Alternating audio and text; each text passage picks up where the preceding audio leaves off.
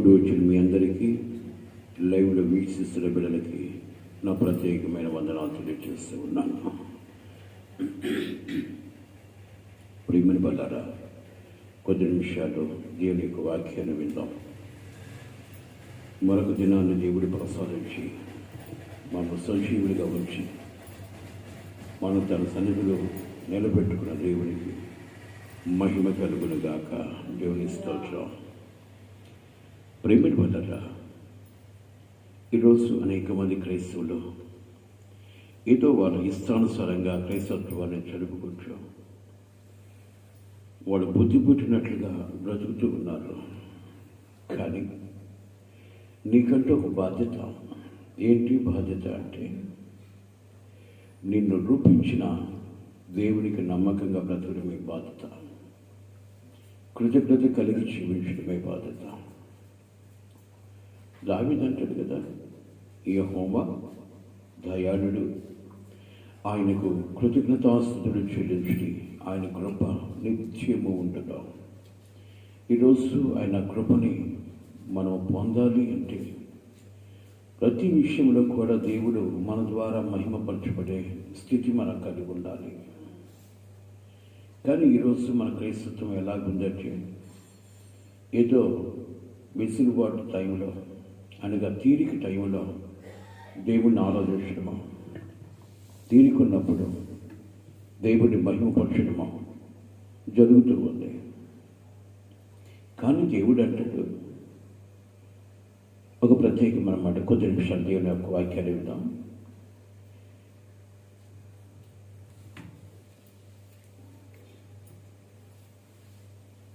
మొదటి కొరింథీ పత్రిక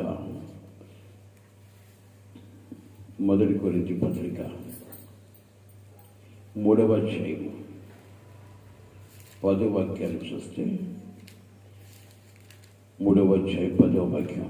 దేవుడు నాకు అనుగ్రహించిన కృప చొప్పున నాయన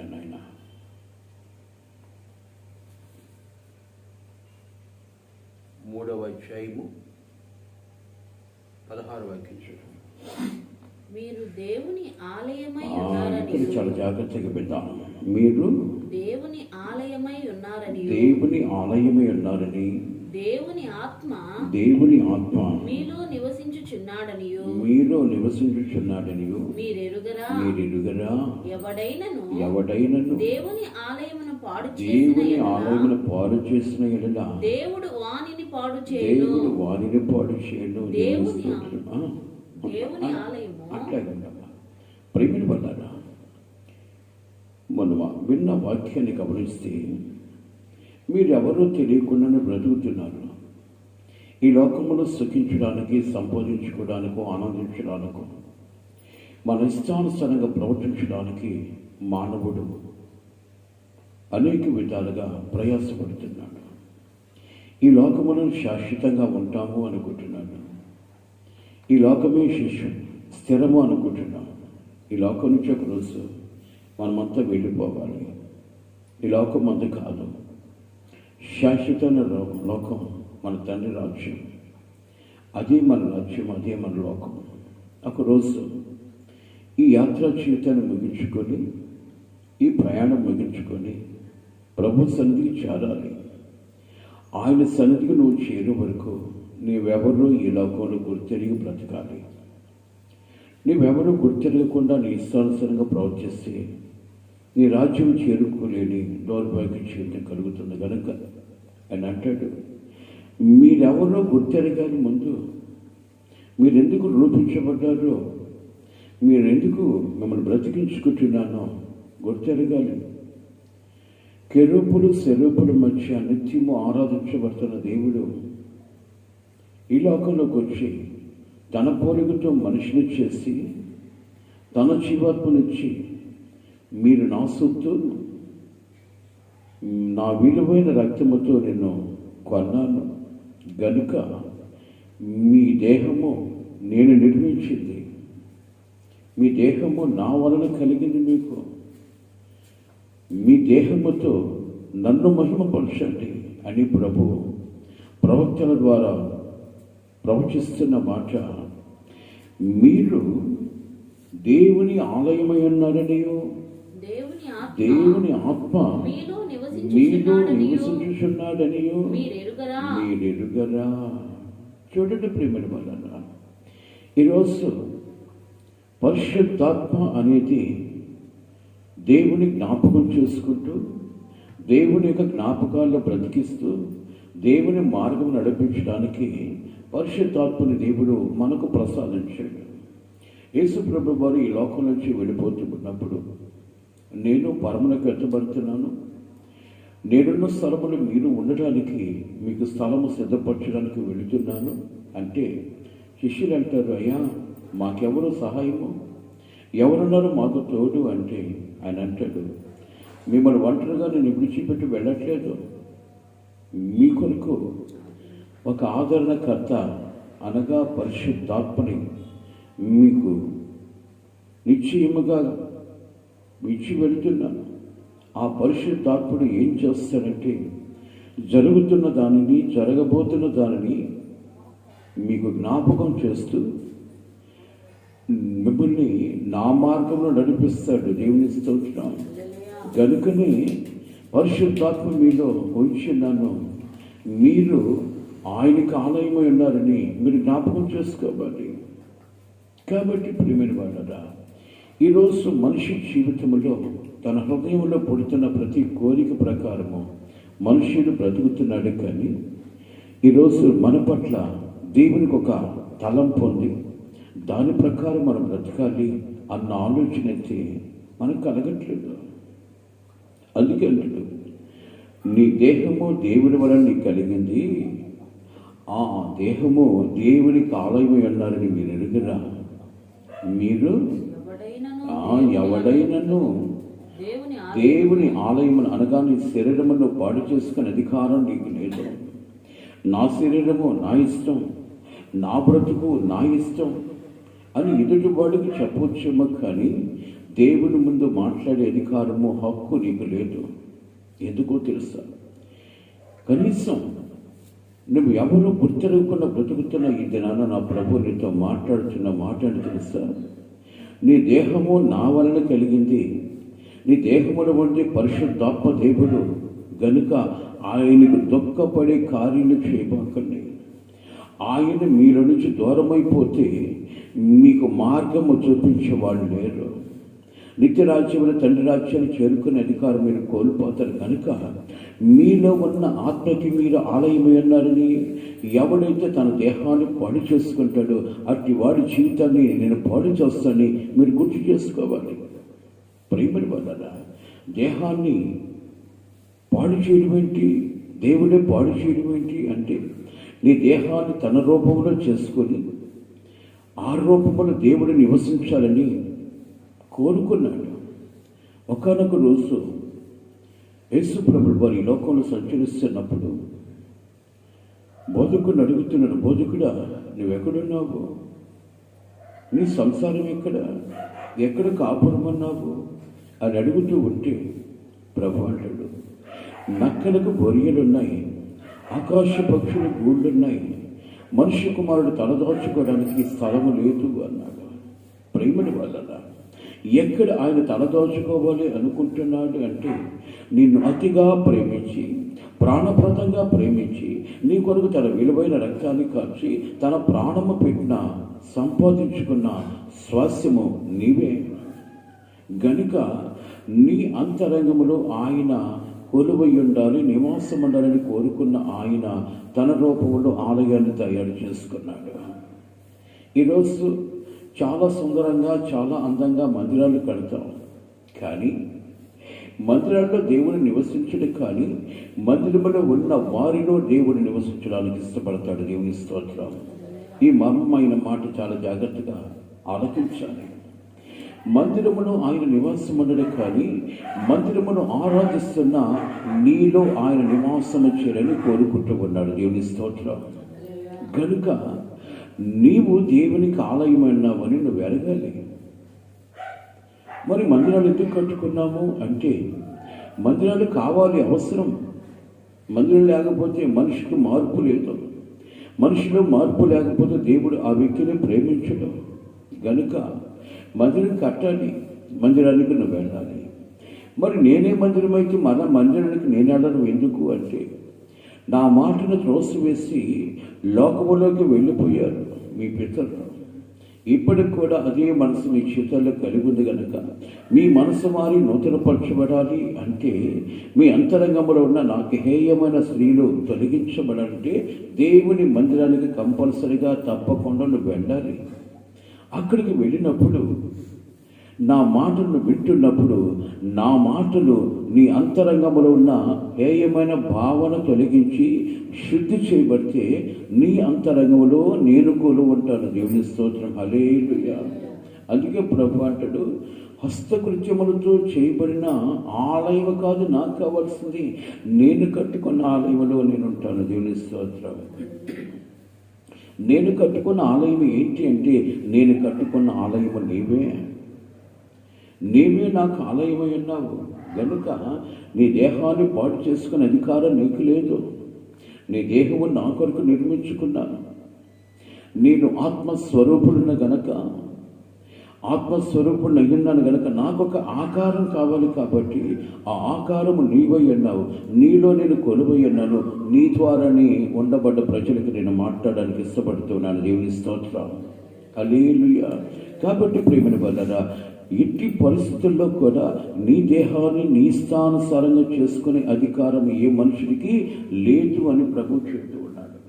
ఈరోజు లోకంలో చూస్తే వాళ్ళ ఇష్టానుసారమైన అలంకరణలో, వాళ్ళకు తృప్తికరమైన అలంకరణలో బ్రతుకుతూ దేవునికి ఇది ఇష్టకరమైనదా కాదా అన్న ఆలోచన కంటే కూడా నా దేహము నా ఇష్టం, నా శరీరము నా ఇష్టం, నా బ్రతుకు నా ఇష్టం అని తన ఇష్టాన్ని ప్రకటించుకుంటూ బ్రతుకుతున్న ఈరోజు అనేక మంది జీవితాల్లో ప్రభు మాట్లాడుతున్న మాట, ఎవడైతే నీ దేహాన్ని పాడు చేస్తాడు అనగా నా ఆలయాన్ని పాడు చేస్తాడు, అట్టి వాడి జీవితాన్ని నేను పాడు చేస్తాను అన్నాడు.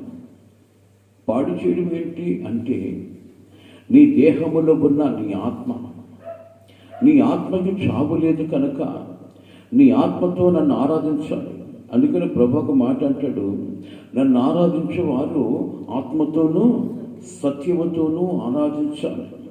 ఏ ఆత్మతో ఆరాధించాలి అంటే, అపవిత్రాత్మతో ఆరాధించే ఆరాధన కాదు, అది దేవుని మెచ్చి కార్యము కాదు. కనుక నీలో ఉన్న పరిశుద్ధాత్మ ద్వారా ప్రభువు మహిమపరచబడినట్లు నీవు ఆరాధించాలి. అందుకంటాడు, నన్ను ఆరాధించేవాడు ఏమిటి, ఆత్మతోనూ సత్యముతోనూ ఆరాధించాలి.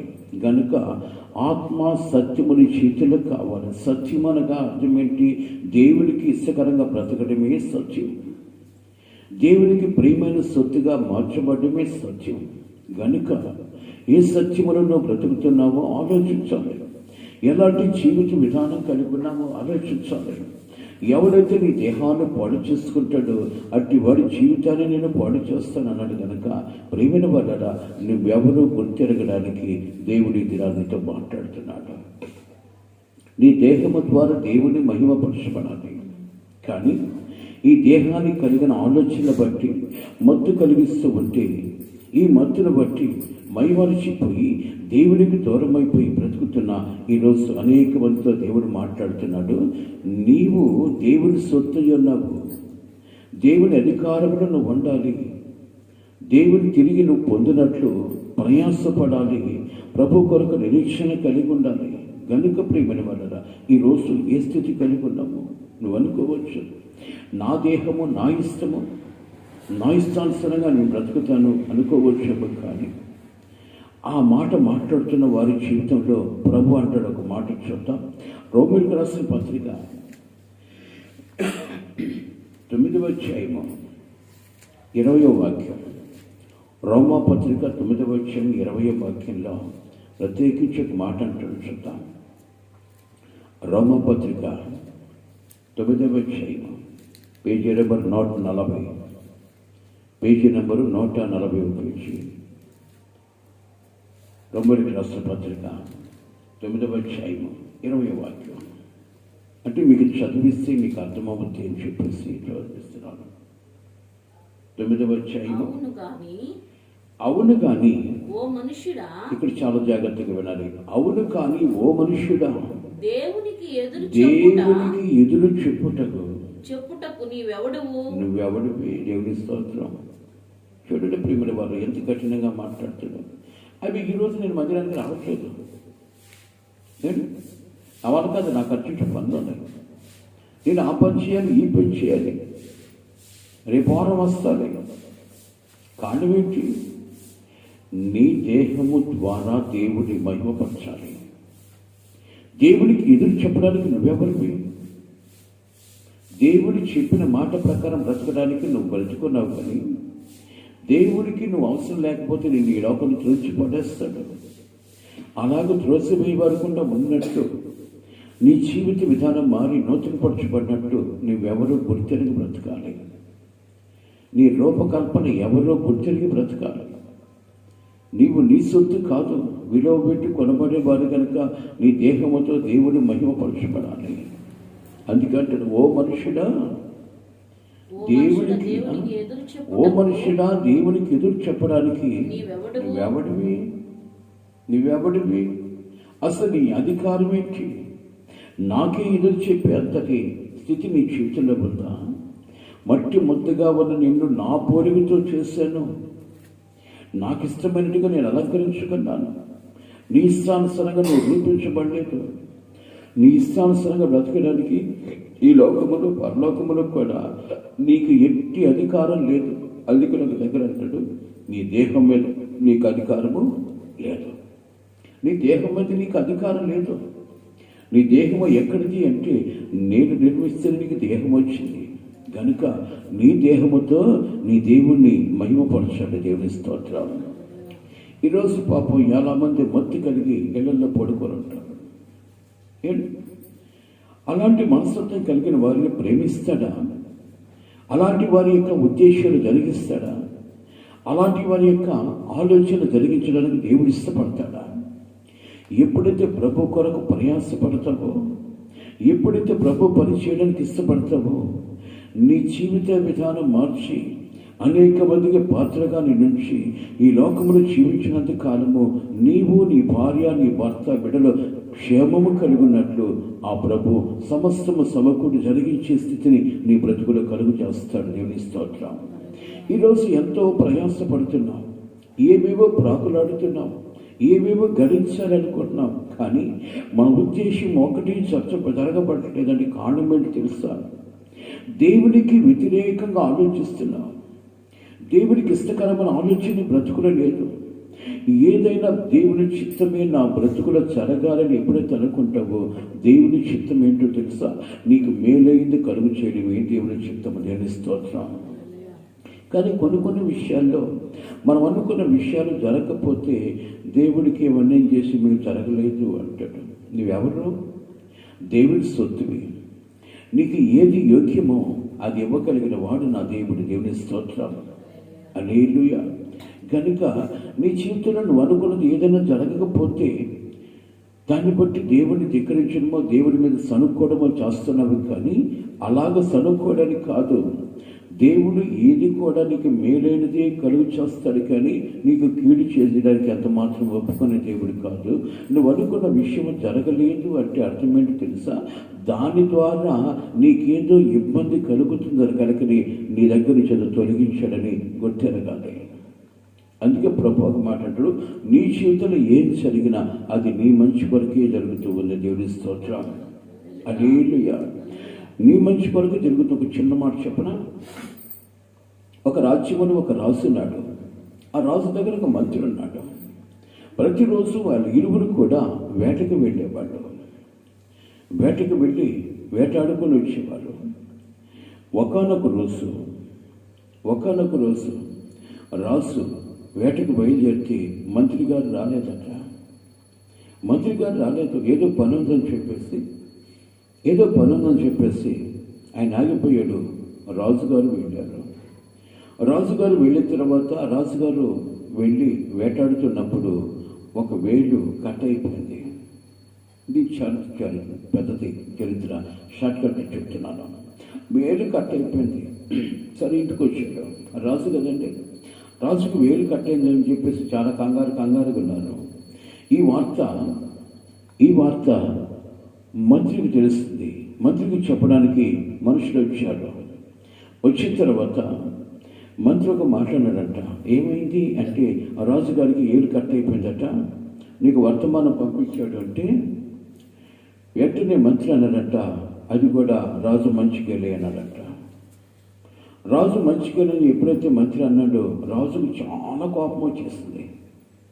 చాలా మండిపడి రాజు కొలువుల నుంచి మంత్రిని తీసివేసి వేరొకరిని రాజు కొలువులో పెట్టుకున్నాడు. ఒకనొక రోజు మళ్ళా రాజుగారు వేటకు వెళ్ళాడు. వేటకు వెళ్ళి వచ్చేటప్పుడు అక్కడ ఉండబడ్డ అడవి జాతి మనుషులు రాజును పట్టుకున్నారు. రాజును పట్టుకొని తన గూడెంకు తీసుకెళ్ళిపోయి రాజుని ఈరోజు నరబలి మా దేవతకి ఇవ్వాలని చెప్పేసి బలంతా సిద్ధపరిచారు. ఆ కోయి జాతి నాయకుడు ఆ రాజును పరీక్షించమన్నారు, ఆ వ్యక్తిని పరీక్షించమన్నారు. అంటే దేవునికి ఇచ్చేటప్పుడు మచ్చ, డాగు, ముడత ఏమి కళంకం లేని దాన్ని ఇవ్వాలి. కానీ మనకు తెలియదు, వ్యర్థమైన వాటిని మనం దేవుని మందిరానికి పంపిస్తుంటాం. అక్కడ కోయి జాతి వారు కూడా వాడి గూడెంలో ఉన్న వాళ్ళ దేవతకి బలించడానికి ఆ మనిషిని పరీక్షిస్తూ ఉన్నారంట. పరీక్షిస్తూ ఉన్నప్పుడు రాజుకు అనుకున్నాడు, ఈరోజు నా పరిస్థితి అయిపోయింది, ఆ దేవతకి నన్ను నరికేసి బలి చేస్తారని చెప్పి రాజు అనుకుంటూ ఉంటే పరీక్షించేటప్పుడు ఈ ఏలు కట్టయింది కనపడిందట. వెంటనే వాడు గూడెం నాయకుడికి చెప్పాడు, అయ్యా ఇతను బలికి పనికిరాడు. ఏమిటి అంటే ఇతను అంగవైకల్యంగా ఉన్నాడు. ఎందుకని అంటే ఏలు కట్టయిపోయింది.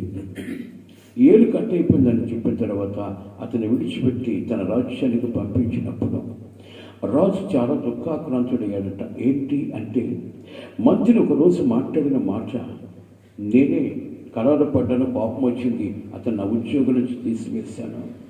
మంత్రి మాట్లాడిన మాటకు అర్థం ఈరోజు నాకు తెలిసింది. ఈ ఏలు కట్టకపోతే ఆ గూడెంలో ఉన్న దేవతకి నేను బలైపోయేవాడిని, ఏలు కట్టేది నా మంచికేను అనుకున్నాడంట. దేవుని స్తోత్రం. ఈరోజు ఈ బుద్ధి మాట ప్రతి క్రైస్తవుడు కూడా గుర్తిరగాలి. ఈరోజు మన చేతిలో ఏదైనా జరిగింది అంటే దేవుణ్ణి వ్యతిరేకంగా మాట్లాడతాం, దేవుణ్ణి సనుక్కుంటాం, అసలు దేవుడు ఉన్నాడన్న దౌర్భాగ్యమైన మాటలు మాట్లాడతాం. నీ చేతిలో ఏం జరిగినా నీ మేలు కొరికే జరిగించే దేవుడని నువ్వు గుర్తిరగాలి. ఏది ఏమైనా నువ్వు బ్రతుకున్నావంటే దేవుని యొక్క కృప చొప్పున బ్రతుకుతున్నావు కనుక నీ దేహములో ఉన్న పరిశుద్ధాత్మకి నీవు ఆలయమై ఉన్నావని, నీ దేహము ద్వారా దేవుని మహిమపరచాలని నువ్వు గుర్తిరగలని ప్రభు పేట మనం చేస్తున్నాను. ఈరోజు మన ఇష్టానుసారంగా ప్రవర్తిస్తున్నాం, ఇష్టం వచ్చినట్టుగా ప్రవర్తిస్తూ ఉన్నాం, రకరకాల అలంకరణ చేసుకొని మేము క్రైస్తవులను చెప్పుకుంటున్నాం. కానీ నీలో ఉన్న పరిశుద్ధాత్మ దేవుడు దుఃఖపడి నిన్ను దూరం చేసుకున్నట్లయితే, నువ్వు దూరం అయిపోయినట్లయితే నీ బ్రతుకు వ్యర్థమైపోతుంది. నీ బ్రతుకు వ్యర్థమైపోతుంది. ఎంతకాలంగా నువ్వు ప్రార్థన జీవితం కలిగి ఉన్న ప్రభు సన్నిధికి వస్తూ వెళుతూ ఉన్న ప్రయోజనం లేదు. కానీ నీ దేహంలో ఉన్న పరిశుద్ధాత్మ దుఃఖపడకుండా బ్రతకడానికి ప్రయత్నించాలి, ప్రయాసపడాలి. ఎందుకో తెలుసా, నీ దేహాన్ని నువ్వు పాడు చేస్తే దేవుని ఆలయమైన దేహాన్ని పాడు చేస్తే నీ బ్రతుకుని ప్రభువు పాడు చేస్తాడు. ఎలాగనగా మన జీవితము చావదు, అగ్ని అక్కడ ఆరదు. అలాంటి కఠినమైన శిక్ష నీకు నాకు కలుగు చేస్తాడు. కనుక నీ దేహముతో దేవుని మహిమపరచాలి. నీ దేహములో ఉన్న దేవునికి ఆలయమై ఉన్నానని, నేను ఎంతటి ధన్యుడు కనుక ఈ ధన్యత ఎవరికీ లేని ధన్యత నా ప్రభు నాకు కలుగు చేస్తాడు. కనుక నా ప్రభు నాలోనే ఉండినట్లు నేను ఆయన పాదాల దగ్గర ఒదిగి ఉండాలన్న అనుభవం నీ చేతులకు కావాలని ప్రభు పేట మనవి చేస్తున్నాను. గనుక ప్రియమైన వాళ్ళ, అది రోమీయులకు రాసిన పత్రికలో 8వ అధ్యాయాలకు మాట అంటాడు. 8వ అధ్యాయం 8వ వాక్యం 8 త్వరగా. దేవుని ఆత్మ మీలో నివసించుచున్న ఎడల, ఇక్కడ చాలా జాగ్రత్తగా వినాలి. దేవుని ఆత్మ మీలో నివసించుచున్న ఎడల మీరు ఆత్మ స్వభావము కలవారే కానీ శరీరం అందున్న వారు కారు, శరీరమందున్న వారు కారు. ఎవడైనను క్రీస్తు ఆత్మ లేని ఇక్కడ చాలా జాగ్రత్తగా వినాలి. క్రీస్తు ఆత్మ లేనివాడైతే వాడు ఆయన వాడు కాడు. దేవుని స్తోత్రం. గనుక ప్రియమైన వాళ్ళరా, మీరు క్రీస్తు పొందిన ఆత్మను పొందుంటారు. క్రీస్తు ఆత్మ ఏంటి? క్రీస్తు ఆత్మ అనగా ఏంటి అంటే, ఎదుటి వారిని ప్రేమించగలిగిందే క్రీస్తు ఆత్మ. ఎదుటి వారి ఇబ్బందులను ఆదుకునేదే క్రీస్తు ఆత్మ. క్రీస్తు కొరకు ప్రయాసపడేదే క్రీస్తు ఆత్మ. క్రీస్తు ఆత్మ ఏమిటి? ఆయన నిత్య రాజ్యము కొరకు శ్రమైన, నిందైన, అవమానమైన, ఉపద్రవమైన తట్టుకొని నిలబడేది క్రీస్తు ఆత్మ. దేవుని స్తోత్రం. ఏమి జరిగిన ప్రభు చిత్తాన్ని కోరుకునేదే క్రీస్తు ఆత్మ. యేసు ప్రభుల వారికి తండ్రిని యెహోవాదేవుడు చెప్తున్నాడు, ఈ పాత్రలను నువ్వు త్రాగాలి. ఏంటి అంటే మానవుని యొక్క శాపకరమైన పాత్ర. ఈ పాత్రలో ఉన్నది ప్రతి మానవుడికి పాపము. దీన్ని నువ్వు త్రాగాలి, ఇది నువ్వు అనుభవించాలి అని చెప్పినప్పుడు ప్రేమిని వల్ల ప్రతిదానికి ఒప్పుకున్నాడు. ఎందుకు అనగా తండ్రి మాటకు లోబడ్డమే నా ఆలోచన, నా అలవాటు అయి ఉండాలి, నా ఉద్దేశం అయి ఉండాలి. ఎందుకు యేసు ప్రభుల వారి తండ్రి మాటకు లోబడ్డాడంటే, ఈరోజు నీవు నేను కూడా క్రీస్తు మాటకు లోబడే స్థితి మనం కలిగి ఉండాలని ఆయన నేర్పించడానికి ఈ లోకంలోకి వచ్చాడు. దేవుని స్తోత్రం. అందుకే ప్రభు అంటాడు, మీరు తండ్రిని ప్రేమించిన విధంగా నన్నునూ ప్రేమించండి. ఎవరు పత్రికలు అంటాడు, మీరు తండ్రిని దేవుడిని ప్రేమించినట్లుగా నా యందును విశ్వాసం ఉంచండి. ఆయన యందు విశ్వాసం ఉంచిన మీరు నా యందును విశ్వాసం ఉంచండి. ఎందుకు ఈ మాట చెప్తున్నానంటే, మీ క్రియలు నేను చూస్తున్నాను, మీ క్రియలు నేను ఎరుగుదును. గనుక నన్ను ప్రేమించేవారు, నీతో ఉన్నానని గుర్తిరిగిన వారు, భయభక్తులు కలిగి లోకానికి దూరంగాను నాకు చేరువుగాను బ్రతుకుతారు. అట్టి వారిని బట్టి నేను ఒకరోజు సాక్ష్యం పలుకుతాను. నేను చెప్పే సాక్ష్యాన్ని బట్టి నీకు నిత్య రాజ్యం వస్తుంది. కనుక నేను మీ ప్రతిక్రియ చూస్తున్నాన్ని జాగ్రత్తగా బ్రతకడానికి ఇష్టపడండి. ఎలాగంటారేమో, నీలో ఉన్న పరిశుద్ధాత్మకి మీరు ఆలయమై ఉన్నారని, మీరు చేసే ప్రతిక్రియ పరిశుద్ధాత్మ దేవుడు చూస్తున్నాడని మీరు గుర్తిరగాలి. కనుక మీరు చేసే ప్రతి కార్యము దేవునికి ప్రీతికరమైనదిగా ఉండాలి. అందుకంటే క్రీస్తు ఆత్మ లేనివాడు అట్టివాడు ఆయన వాడు కాదు అన్నాడు. క్రీస్తు ఆత్మ ఎట్టిది అనగా తండ్రి మాటకు లోబడి జీవించేది క్రీస్తు ఆత్మ. కాబట్టి ఈరోజు క్రీస్తు ఆత్మ నీ చేతులు లేకపోతే దేవుని వాడేవి కావు. కనుక క్రీస్తు ఆత్మ కలిగిన జీవితమును కలిగి ఉండాలంటే ప్రయాసపడాలి. నీలో ఉన్న ఆత్మకి నేను ఆలయమని గుర్తిరగాలి. రకరకాల అలంకరణ కలిగి జీవిస్తున్నారు, రకరకాల వేషధారణ కలిగి జీవిస్తున్నారు. ప్రేమని వల్ల ఇలాంటి అలంకరణ కాదు ప్రభు కోరుకుంటున్నది. చాలామంది సేవకులు కూడా ఈరోజు రకరకాలైన వేషధారణ కలిగి ఉన్నారు, రకరకాల జీవితం కలిగి ఉన్నారు. ఒక సేవకుని నేను అడిగితే ఆయన అన్నాడు, దేవుడు చెప్పాడు కదండి నీట్గా ఉండాలని. నీట్గా అంటే అర్థం ఏంటి? నీట్గా అంటే అర్థం ఏంటి? ప్రేమిని వల్ల దేహాన్ని అలంకరించుకోవడం నీటు అనుకుంటారు, కానీ హృదయ అలంకరణ ప్రభువుకి నీటిగా ఉండాలన్న ఆలోచన ఈరోజు మనుషుల జీవితాలు కలగట్లేదు. అందుకే ప్రభు అంటాడు, హృదయ శుద్ధి గలవారు తండ్రిలో. దేవుని స్తోత్రం. హల్లెలూయా. హృదయ శుద్ధి గలవారు తండ్రులు, వారు దేవుని చూస్తారు అన్నాడు. అంటే ఈరోజు హృదయ శుద్ధి అంటే చాలా ఒళ్ళంతా గబ్బు కొట్టుకుంటే సరిపోద్దా అని అంటారేమో. నీ దేహము దేవునికి ఆలయమని, దేవునికి ఇష్టమైన అలంకరణ నీ దేహంలో ఉండాలి. దేవుని స్తోత్రం. హల్లెలూయా. ప్రేమని వల్ల లోకానికి ఇష్టమైన అలంకరణ కాదు ప్రభు కోరుకుంటున్నది, దేవునికి ఇష్టమైన అలంకరణ జీవితంలో కావాలి. ఈరోజు క్రైస్తవులైన మనం కూడా లోకం వైపు చూసి నేను కూడా అలాంటి అలంకరణ కలిగి ఉండాలి అనుకుంటూ అలాంటి అలంకరణలోకి మనవులు వెళ్ళిపోతున్నారు. దీన్ని బట్టి దేవుడు దుఃఖపడతాడన్న ఆలోచన కలిగి ఉండాలి. అందుకే ప్రభు అంటాడు, నిన్ను బట్టి ప్రేమను వల్లరా నా గాయములు సరపరం రేగుతున్నాయి. నిన్ను బట్టి నా హృదయం వేదన చెందుతూ ఉంది. నిన్ను బట్టి నాకు ప్రసవ వేదన కలుగుతుంది అని అంటాడు.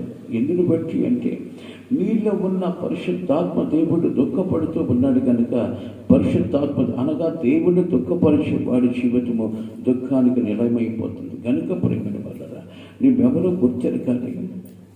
నువ్వెవరో గుర్తెరగకుండా బ్రతికి నీ జీవితాన్ని పతనం చేసుకోవడానికి కాదు నిన్ను దేవుడు బ్రతికించింది. అందుకంటాడు, నువ్వు వ్యతిరేకపరమైన జీవితం కలిగి నా దేహము నా ఇష్టము నా సొత్తు అనుకుంటున్నారేమో. అందుకనంటే రోమీయులకు రాసిన పత్రికలో అవును కానీ ఓ మనుషుడా, దేవునికి ఎదురు చెప్పడానికి నువ్వెవడివి? చూడు ఎంత కఠినం ఉంది అక్కడ మాట.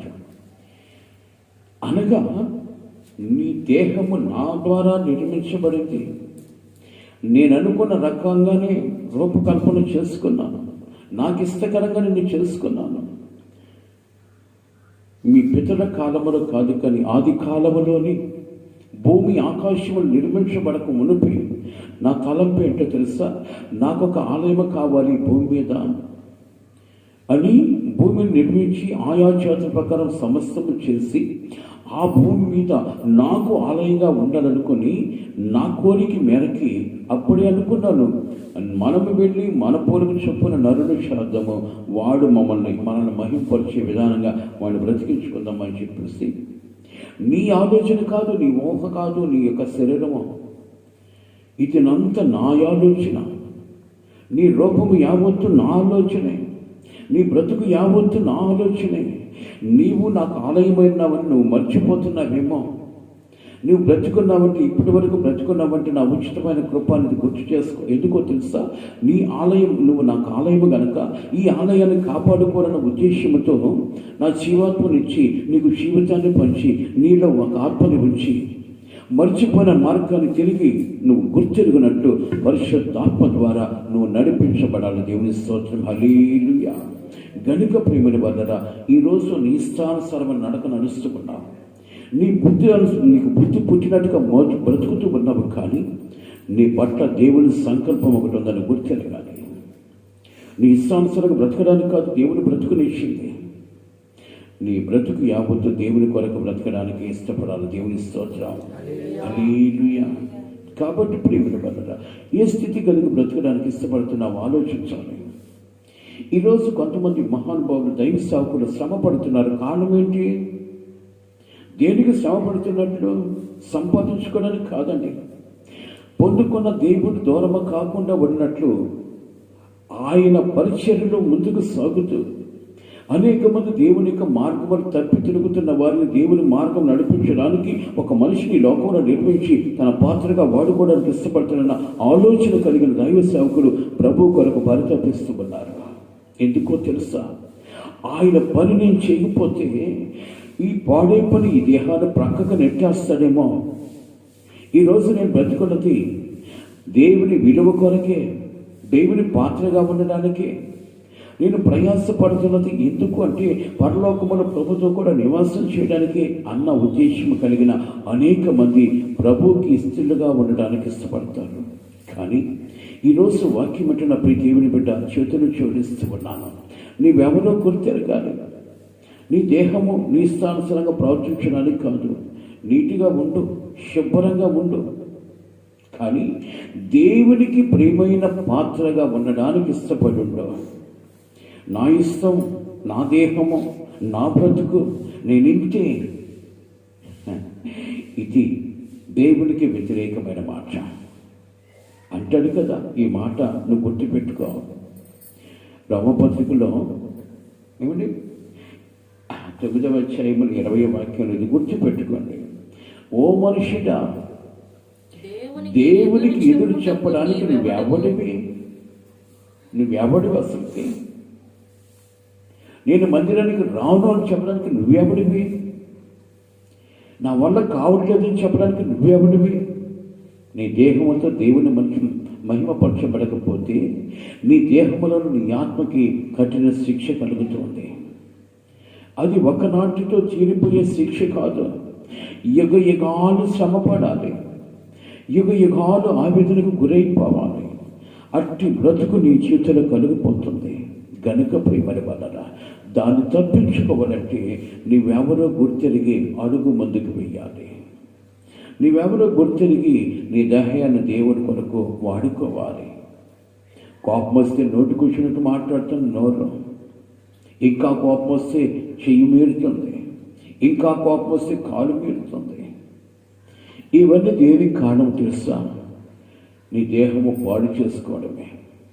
పాడైపోకుండా ప్రభు యొక్క చేతి కింద ఉన్నంత కాలము ప్రభు నిన్ను ప్రియమైన పాత్రగా వాడుకుంటాడు. నీ ద్వారా దేవుడు మహిమపరచబడతాడు. ఆయన ద్వారా నీవు గణపరచబడతావు. దేవుని స్తోత్రం. హల్లెలూయా. గనుక ప్రేమని వారరా, మరొకసారి చేతులు చూపిస్తున్నాను. నీవు దేవునికి ఎవడును తను తాను ఎవడైనను దేవుని ఆలయమును పాడు చేసిన ఎడల దేవుడు వానిని పాడు చేయును. దేవుని ఆలయము పరిశుద్ధమై ఉన్నది, మీరే ఆ ఆలయమై ఉన్నారు. మీరే ఆ ఆలయమై ఉన్నారని మీరు అడుగురా? ఎవడైనను తను తాను మోసపరుచుకొను. ఇక్కడ చాలా జాగ్రత్త చేయాలి. ఈ మాట వినండి, ముగిసిపోతున్నాను. ఎవడైనను తను తాను మోసపరుచుకుని ఎడల మీలో ఎవడైనను ఈ లోకమందు తాను జ్ఞానిననుకునిన ఎడల జ్ఞాని అగినట్లు వెర్రివాడు కావాలను. దేవుని స్తోత్రం. చాలా ఆయన ఇక్కడ రేపించబడిన ప్రతి మానవుడు కూడా జ్ఞాని అనుకుంటూ, నాకు మించిన జ్ఞానవంతుడు లేడనుకుంటూ బ్రతుకుతున్న నీ బ్రతికెటికి నా సన్నిధిలో నీ జ్ఞానము నా దృష్టికి వెర్రితనము, నీ పరిశుద్ధత మురికి గుడ్డ లాంటిది, నీ బ్రతుకు నాకు హేయమైనది. గనుక నీవు జ్ఞానివి గొప్పవాడివి అనిపించుకోవాలంటే నా దగ్గరకు వచ్చి నా దగ్గర ఒదిగి ఉంటూ నా జ్ఞానము చొప్పున బ్రతకడానికి ఇష్టపడు. నా జ్ఞానము నీకు కావాలి. నా జ్ఞానము చొప్పున నువ్వు బ్రతకాలంటే నా వాక్యానికి నువ్వు కట్టుబడితే నా జ్ఞానము నీకు వస్తుంది. ఈ జ్ఞానముతో పోగొట్టుకున్న నీ ఆత్మీయ జీవితము, పోగొట్టుకున్న మర్చిపోయిన ఆ మార్గము మరలా నీకు గుర్తు చేయడానికి పరిశుద్ధాత్ముడు నీకు సహాయం చేస్తాడు. నీకు జ్ఞానం లేదు. జ్ఞానం లేకనే ఈ లోకంలో అలాగ బ్రతకాలి, ఇలాగ బ్రతకాలి, వాళ్ళలాగా ఉండాలి, వీళ్ళలాగా ఉండాలి బ్రతుకుతున్నావు. అది జ్ఞానవంతుడు చేసే పని కాదు, అజ్ఞానులు చేసే పని. ఏంటి ఈ అజ్ఞానము అనుకుంటావేమో? దేవునికి దూరం అయిపోవడం నీ అజ్ఞానము. నువ్వు అనుకున్న ప్రతి ఆలోచన దేవునికి వ్యతిరేకమైనది కనుక దేవునికి దూరం అయిపోతావు. దేవునికి చేరువలోకి రావాలంటే ఈ వాక్యములు ఏమైతే నీకు బోధిస్తున్నాడో దాని ప్రకారం నువ్వు బ్రతికితే దేవునికి చేరువుగా ఉంటావు, ఆయనకి ప్రేమైన పాత్రగా ఉంటావు, ఆయన వాడుకునే పాత్రగా నువ్వు నిలబడతావు. నీవుగా మోసం చేసుకోవద్దు. ఈరోజు ప్రతి మానవుడు కూడా మోసపూరితమైన జీవితం కలిగి నిన్ను వాడి అలంకరణ ద్వారా మోసం చేస్తూ ఉంటాడు. ఈరోజు సహోదరులుగా మీకు కూడా నా హృదయపూర్వక వందనాలు. ఎవడైనా ఏదైనా అలంకరణ కలిగి ఎవరైనా నీకు కనబడితే నేను కూడా ఇలాగుంటే బాగుండని నీ మనసు కోరుకుందనుకో, నీ మనసులో ఎక్కడో నొక్కు పడినట్లే. దేవునికి ఆయాసకరమైన విషయము నీ బ్రతుకులో కలిగినట్లు అంటాడు. ఎవరైతే ఆలయాన్ని పాడు చేస్తారో వాళ్ళ జీవితాన్ని పాడు చేస్తాడు అంటాడు.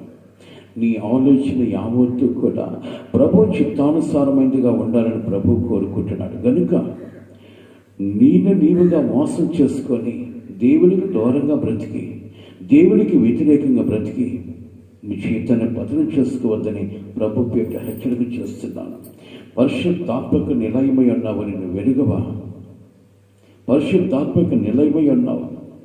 ఆత్మ లేనివాడు అట్టివాడు దేవుని వాడు కాడు. కనుక నీవు పరిశుద్ధాత్మకి నిలయమై ఉన్నావని గుర్తెరిగి ఈ ఆత్మ నిన్ను దూరపరచబడే స్థితి నీ బ్రతుకులో ఉండకుండా ఉన్నట్లు నీవుగా దేవునికి అలంకరణ కలిగి జీవించడానికి ఇష్టపడ్డావు.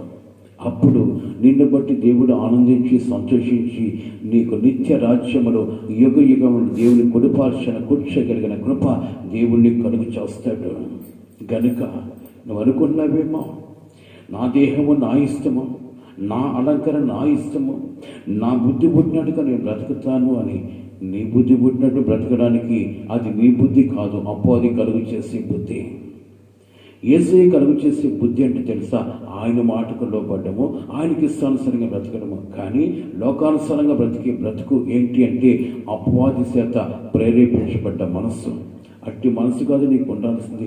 దేవుని యొక్క విషయాల్లో కొనసాగిపోయే మనసును కలిగి ఉండాలి. లేదనుకో దేవుని యొక్క విమర్శ దినమున ఆ విమర్శలో నువ్వు నిలబడి తీర్పు దినమున అగ్నికి ఆహుతి కాక తప్పదు. కాబట్టి ప్రియమైన పడారా, ప్రభు అంటాడు, క్రీస్తు ఆత్మ లేనివాడు అట్టివాడు ఆయన వాడు కాదు గనక పరిశుద్ధాత్మ నడిపింపుని చేతులు కావాలని ప్రభు పేట మనవి చేస్తూ ఉన్నాను. అట్టి కృప దేవుడు మనకందరికి కలుగు చేయనుగాక. కడుమతమా పరిశుద్ధుడా, ప్రేమ స్వరూపుడా, నిత్యుడుకు తండ్రి, సమాధానకర్తమైన దేవా, మీకు స్తోత్రాలు. మీరు మాట్లాడిన మాటలు బట్టి మీకు స్తోత్రాలు ప్రభా. మీరు దేవునికి ఆలయమై ఉన్నారని, ఆ ఆలయములో దేవుడు నివసిస్తున్నాడని, మీరు మీ సొత్తు కాదు అని నన్ను విమర్శించి మాట్లాడడానికి, సలుగుకోవడానికి నువ్వెవడివి? ఓ మనుషుడా, దేవుడికి ఎదురు చెప్పడానికి నువ్వెవడివి అని అనిపించుకునే స్థితి మా జీవితంలో ఉండకుండా ఉన్నట్లు ప్రభా, మీ చిత్తానుసారంగా బ్రతికే కృప మాకు కలుగు చేయమని మమ్మల్ని అందరూ మీ చేతికి అప్పగించుకుంటూ మీరు పెట్టి బ్రతికిస్తున్న భిక్ష ప్రభా ఈ జీవితమా గనుక ఈ జీవితము, ఈ దేహము మీకు ఆలయమని, ఈ దేహముతో మిమ్మల్ని మహిమపరచాలన్న ఉద్దేశం మాకు కలుగు చేసినందుకు మీకు స్తోత్రాలు.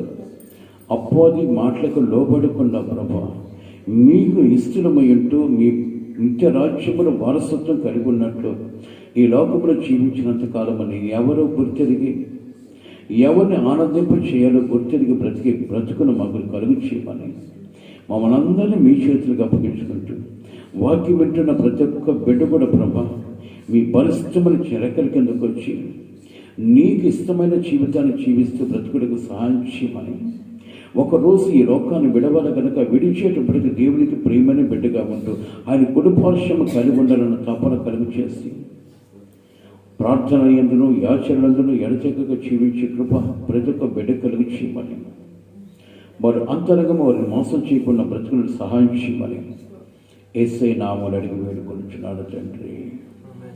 మన పరమ తండ్రి దేవుని ప్రేమ, కుమారుడైన యేసుక్రీస్తు వారి కృప, పరిశుద్ధాత్మ దేవుని యొక్క సన్నిధి, సహవాసం, ఆయన కాపుదల ఇప్పుడు ఎల్లప్పుడూ సహకాలము సకల పరిశుద్ధులకు కూడవించిన మనకందరికీ ఆయన కృప, ఆయన కనికరము తోడుగా వచ్చి ఆయన నిత్య రాజ్యానికి వారసులుగా మార్చి కృప దయచేయుగాక. ఆమేన్. హల్లెలూయా, హల్లెలూయా. ప్రభు నామములో అందరికీ వందనాలు.